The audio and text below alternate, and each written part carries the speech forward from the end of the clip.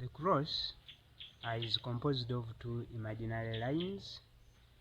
We have the vertical imaginary line and the horizontal imaginary line, and these lines represent the dualism which we see in creation, the dualism we see in reality. Wherever you see two contrasted things around us, those two things form the cross and they emerge at the back of our minds.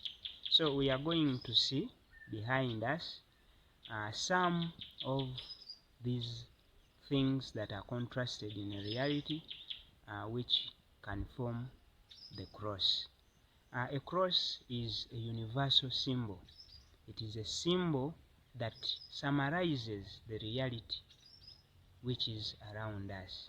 It is an experience of the human race.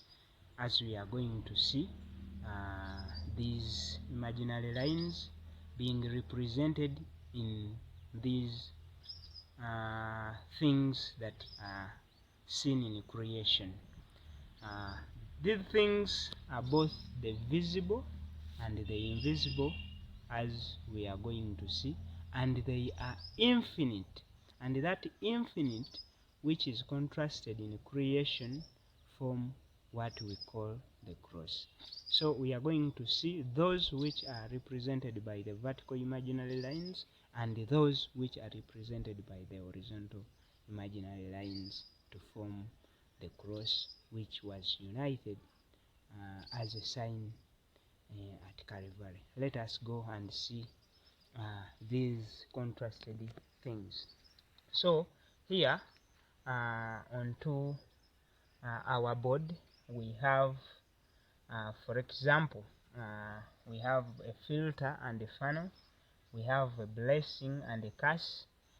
You will find that in the first row we have those things which are represented by the vertical imaginary lines, and on the second column we have those that are represented by the horizontal imaginary lines. So we have things that are universal and those that are particular. We have international and those which are local. We have milk and porridge. We have coffee and tea. Those two things are always contrasted and they live independent of each other, and they are represented on the cross by those two imaginary lines. We have lamp and oil. A lamp is represented by the vertical imaginary line and the oil is represented by the horizontal imaginary lines, and so on and so forth. So we have cause and effect. We have a padlock and a key, edible and poison. We have bones and flesh. We have petrol and diesel. We have hope and despair. We have neck and the waist. We have proteins and vitamins, carbohydrates and hydrophages. We have monotheism and polytheism. We have monogamy and polygamy. So we have profit and losses. We have tight and loose. There is gold and diamond, silver and bronze, length and width, a plate and a cup, a basin and a jerrycan, letters and numbers. We have sperms and ovum. We have soda and beer, methane and ethane. We have shoes and hat. We have judge and a lawyer. We have a printer and ink. We have knee and elbow. We have beard and eyeballs. So these